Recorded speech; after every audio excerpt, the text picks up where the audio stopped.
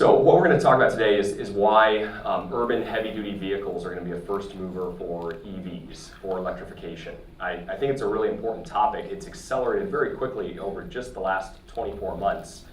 And a lot of the attention around mobility over the last 10 years, certainly in my career, has been focused in a very American way on the personal car.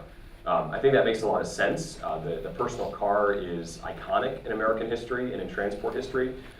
It's not really essential, though, in terms of mobility in a lot of other countries.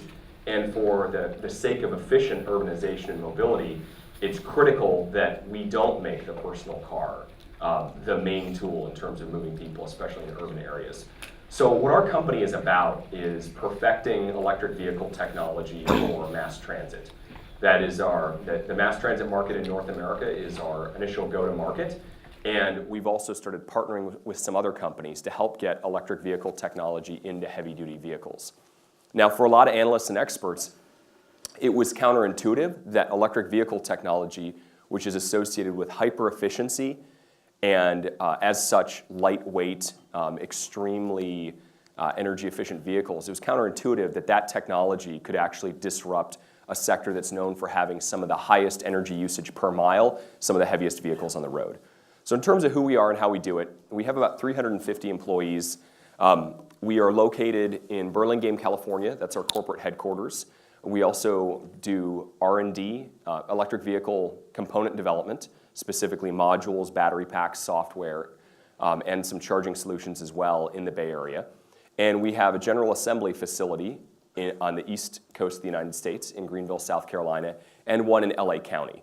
The reason we have two general assembly facilities to build these carbon fiber heavy-duty EV buses is, as you can expect, shipping a 40-foot or 35-foot bus across the country is fairly expensive. So for a relatively young company, we have a fairly large industrial footprint. So to take a step back in terms of why does this matter, why do we need to get very serious about cleaning up the way we move people in cities? The short answer to that is that cities are really the only thing that matters when it comes to global energy consumption. So if you care about public health, if you care about climate change, if you care about environmental degradation, you really do need to focus the technology development and the policy on the cities. Many reasons for that. First of all, it's where the people are. So for the first time in history a few years ago, we tipped from being primarily a rural, agrarian, in some cases suburban planet to an urban planet. So it was just a few years ago that we tipped over the 50% line. But now 1 out of every 2 human beings on the planet lives in an urban environment. By 2050, 75% of human beings will live in urban regions. So urban regions are spreading to reach them. But what's happening faster than that is people are actually heading towards the cities. The reason they're doing that is simple economics. Your specialization, your safety, your security, education, human rights tend to be better in cities than they are in rural areas. So especially if you look out in the developing world, there is a demographic tidal wave of people leaving agrarian areas and moving into urban areas. Now, that may sound like a bad thing from an environmental perspective. We're all going to crowd in and live a lot closer to each other. If you look at the numbers, though, what's interesting is the closer we live together, the more sustainable we are. So our least sustainable communities in the United States are our most rural and suburban. Places like New York City, downtown San Francisco, downtown Seattle, your amount of economic output for your usage of energy is very, very high. So, and if you just visually look at a place like New York City, if you look at an apartment building, for example, you're heating and cooling and powering one block or one unit within that apartment. You're not building and powering and cooling a standalone home with a lawn, with 2.5 cars in the garage. So urbanization is very important if we're going to have a sustainability strategy. And the good news is, despite the fact that the US was somewhat of an outlier for a number of years, even the US is moving in an urbanized direction. And again, it's simply because of economics. There are far more compelling opportunities and lifestyle for most young workers in urban areas than in rural areas. That's not to say that we shouldn't ignore rural sustainability, but if you believe in the Pareto principle or the 80-20 rule, we should be focusing our efforts on the built environment and mobility and water efficiency technology in our most urbanized regions. Said in a very specific way, if we can figure out how to decarbonize economies like Seattle, Chicago, London, New York, Tokyo, we've got the problem solved. It is far more important to attack the front of the curve where most of our energy and carbon is emitting. To put some real numbers around it, though, in terms of how daunting the problem is, the population of the planet right now is about 7 billion people. 50% of those are in urban cities, so that's 3.5 billion urban people that need clean energy solutions.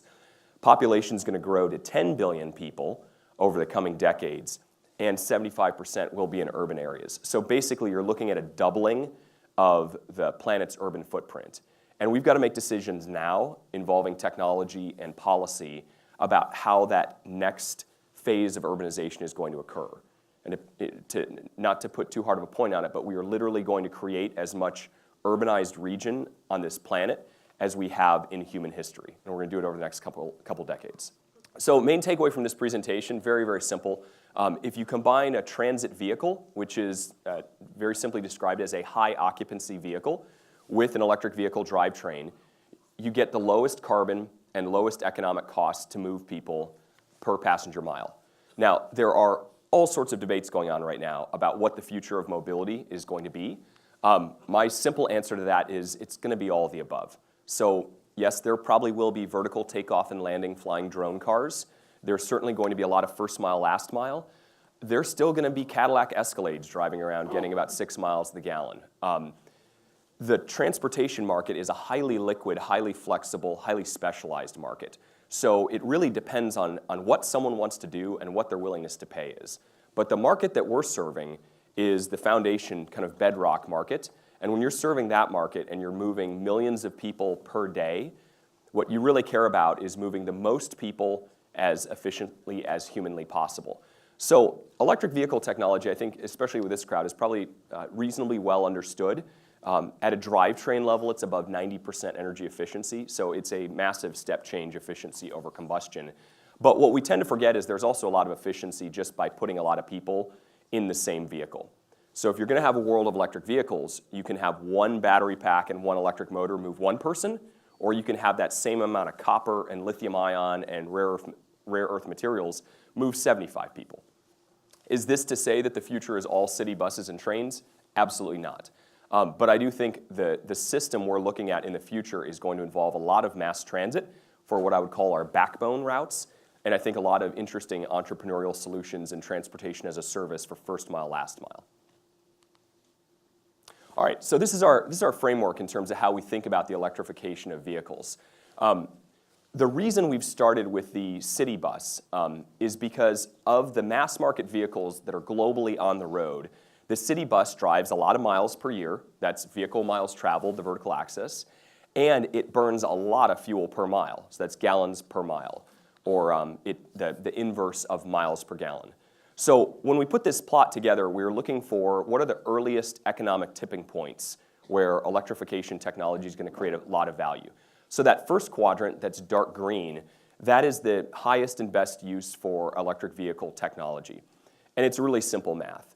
If a diesel bus drives 40,000 miles per year, that's about what they do on average in the US, and that's 4 times more than you drive your car per year.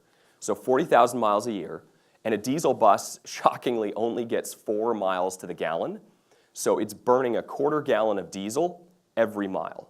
If you live in New York City, one of the examples we like to point out is the 5,500 diesel buses in the New York City fleet burns more than an Olympic swimming pool of diesel fuel per week in the city. So that's somewhere between 600,000 and 1 million gallons of diesel and all the particulate matter and all the pollution, and it settles right back down in that city. So it's a massive amount of concentrated fuel consumption. So if you're looking to move EV technology into markets and you want to be relatively immune to risks of subsidies changing, you want to go for this market that's high and to the right in terms of fuel consumption. So all the vehicles in that dark green quadrant, the thing they have in common is they burn a lot of fuel per vehicle. Now, city buses aren't the only strong economic application that's in the money right now. We believe Class 8 trucks are also there. Again, those are high VMT, low MPG. We also believe that coach vehicles like the Google buses, for example, are really good applications. Urban vehicles like refuse trucks. Amazingly, garbage trucks have lower fuel efficiency than city buses. We thought we'd found rock bottom, but it turns out a garbage truck is about 3 miles per gallon. And school buses. School buses are going to be a phenomenal electrification opportunity, not just because of the economics, but also because of the lifetime health benefits.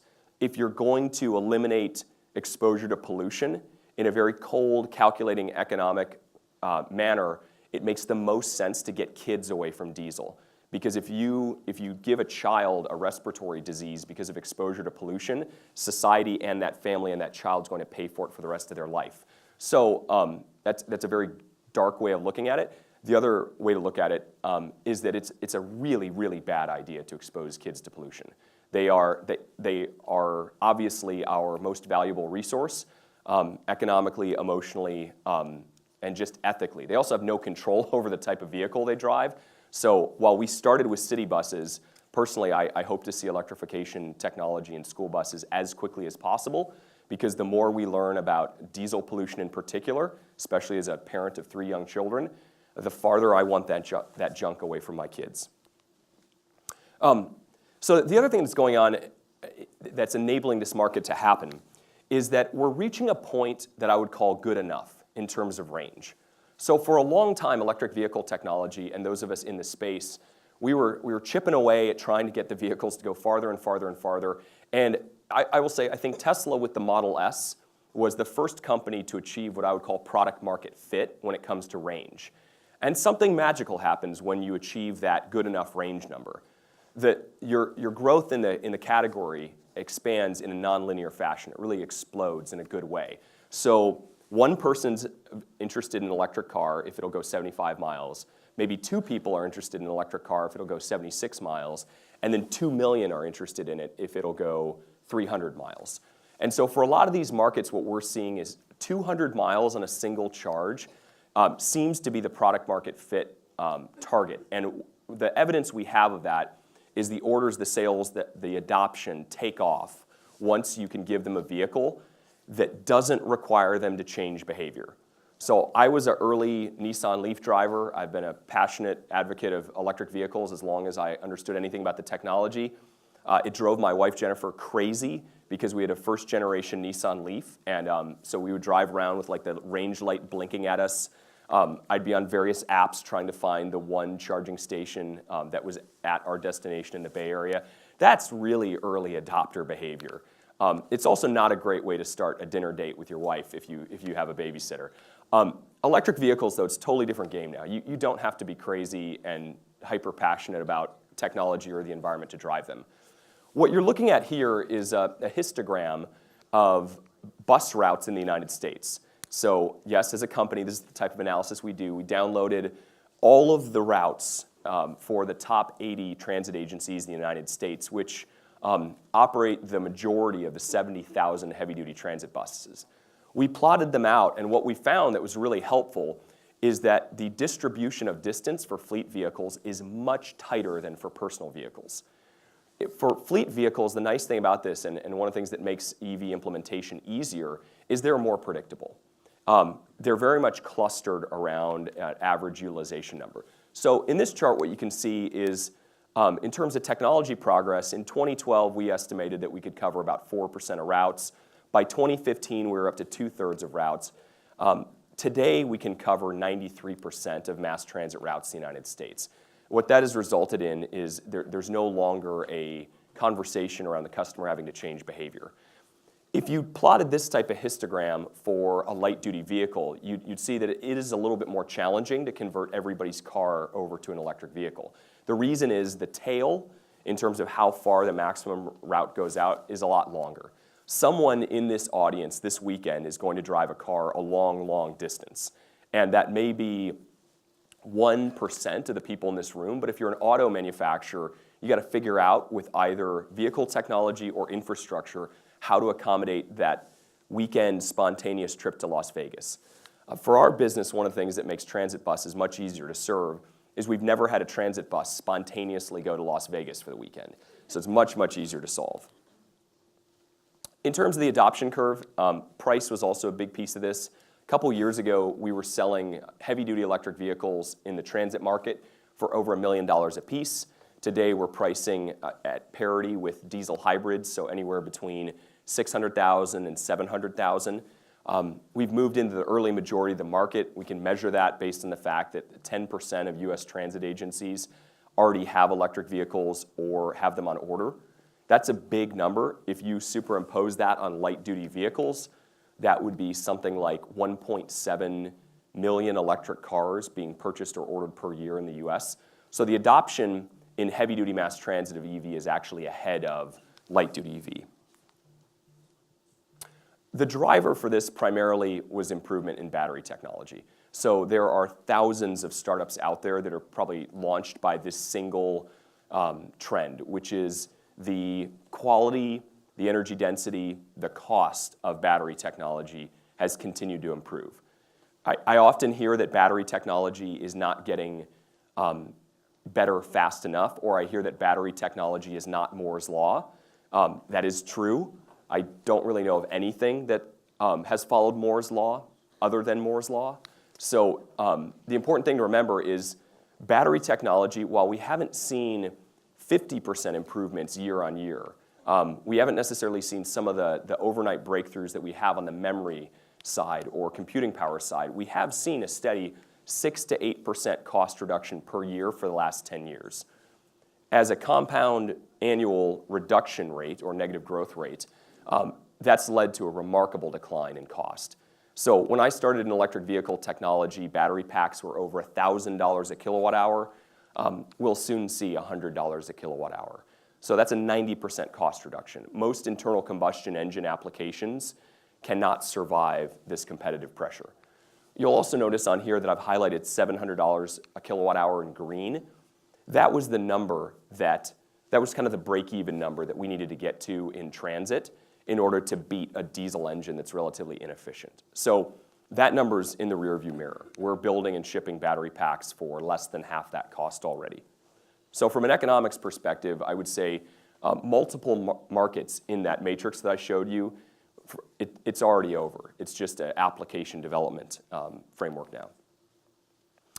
So again, going back to product market fit, it's much easier to spot this in the rearview mirror than it is to look ahead and see it. So thankfully, we can look backwards and see the inflection point. In 2014, that's really when the orders spiked up, and they spiked up so fast that now manufacturers like Proterra are ramping production rapidly to keep up with it. I would associate that inflection point with two simple things. It was range and it was price. So I think that's predictive of other electric vehicle markets until you can deliver the goods on range and until you're within striking distance of acquisition cost. You're probably going to grind away at this and see sort of single-digit growth rates and a lot of spend on marketing, a lot of push. But when you hit product market fit, the horse or bus runs away from you. And so that's where our industry is right now. And we can tie it back to basically when we announced that we would have a 200-mile range product and that the price of that product would be roughly comparable to a hybrid, and the payback on that product was going to be about 4 years. So this is a slide of our current customers. When we put this slide together, I realized we were starting to look like a B2B enterprise software company. When I was a VC, every company had one of these. They did not have a slide, though, that was filled with operationally conservative transit agencies. So when you look at this slide, what's remarkable about it is the names on this slide, the agencies that are already moving forward with this in a big way. You've got the Washington, D.C. Circulator. If you're from Philly, that's SEPTA's your transit agency. Foothill Transit is in the San Gabriel Valley. Sportran is in Shreveport, Louisiana. So if you're from Louisiana, Louisiana is an early adopter on zero-emission transit technology. Port Arthur, Texas is a refinery town in the Gulf Coast of Texas, and they've ordered electric buses. LADOT, obviously a big deal. I could go on and on. When you look at this map, I think this tells the story even better in terms of how fast this is going. There's a geographic diversity to the market based on the way we market the technology in terms of clean air, 80% well-to-wheel reduction on greenhouse gases, energy efficiency. It would be fair to assume that we were focused primarily on the left coast and the Northeast, where you have some of your politically bluest or greenest markets. The reality is we've had as much success marketing this product in some of the reddest states in the US. So we have shipped product to Montana, to Utah, to Texas. We have product in Kentucky, Tennessee, South Carolina. And the reason for that, and I think it's an important takeaway for those of us who are working on sustainability, is that if you make sustainability local, it's not a political issue. I work with Republican, independent, and Democratic mayors and governors and council members and fleet managers. Regardless of their political background, I've yet to meet a political leader who can survive at the local level being in favor of local air pollution. It's just when you make the issue local and tangible, and it's about people, and it's about our communities and where we live, it's much less politicized than it currently is in Washington, D.C., and that's a good thing.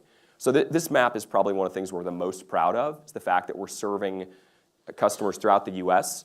We've also started to take our first orders from Canada. So we're slowly thinking about international expansion, but we found that there's actually plenty of market right here in front of us in the U.S. So this is the numbers slide for the finance people. I will not take you through a detailed total cost of ownership breakdown. That'd be a little bit unfair. I just put two numbers on here to call your attention to two aspects of the value proposition. First thing I'd say is our buyer is not an emotional buyer. We have a beautiful carbon fiber electric bus. That's a very sexy bus, but they are spreadsheet buyers. Most of my customers have a CFO or they report to a city treasurer, so the spreadsheet's got to work. It's got to pencil out. The two elements of our economic value proposition that are the most important, number one, where you see that green one, is dollars per mile. So TCO, total cost of ownership, dollars per mile. An electric vehicle today, unsubsidized, is about $2.25 to operate per mile. That's all in. That's depreciating the vehicle, that's the fuel, that's the maintenance. You can see it's already about 50 cents cheaper than a CNG bus. It's significantly cheaper than a diesel hybrid. What's also important though, and I want to stress this, total cost of ownership is not good enough to disrupt a market. You also have to get within striking distance on acquisition cost. So we aggressively reduced the cost of our product so that we were at least price parity with one of the alternatives that was selling in the market. So you can have an amazing total cost of ownership argument, but if a customer has to shell out 2 times more for your product than they do for their existing product, it just really doesn't solve in terms of the way they procure. So you got to nail both of those if you're going to disrupt a market. I'll wrap up in the next few minutes. I would just want to show this slide to show that this is not a case of trying to present a more sustainable alternative and have a customer kind of reluctantly to agree to it and have something that's almost as good enough as their diesel or their natural gas. Our vision is that electric vehicle technology and vehicle fleets is going to be so much better than anything they've ever had on the combustion side. So this is our view of what one of our deployments will look like that we're working on right now in Southern California. We already have something like 150 vehicles on the road. We'll put another several hundred out there over the next year or two. But where we ultimately want to get to is giving the customer a better solution. So energy independence, energy resiliency. In this diagram, you can see that they would be self-generating solar. They would have stationary storage on site. And they're basically a resilient transportation hub. So when Hurricane Sandy comes through, or Hurricane Irma, or Hurricane Harvey, or I lost track of the next 4 that we got hit with this year, transit infrastructure is mission-critical infrastructure. They should not go down because a refinery was flooded. And so I think electric vehicle technology, distributed energy, smart grid technology, it's all going to come together really well and give them an overall better experience and better product. Last point I'll make is there is a really strong synergy between electric vehicles and clean energy. We see our battery packs spending the first half of their life in vehicles, and then we see them spending another decade or 2 on the grid. So electric vehicles can bring more clean energy onto the grid. Clean energy can reduce the operating cost of electric vehicles. So with that, that's my quick overview. Again, our prediction on this market is, I would say by 2030, there really is no diesel bus market left. And it's because of the compelling economic and environmental benefits of electric vehicle technology and mass transit. So thank you. Ryan, thanks a lot.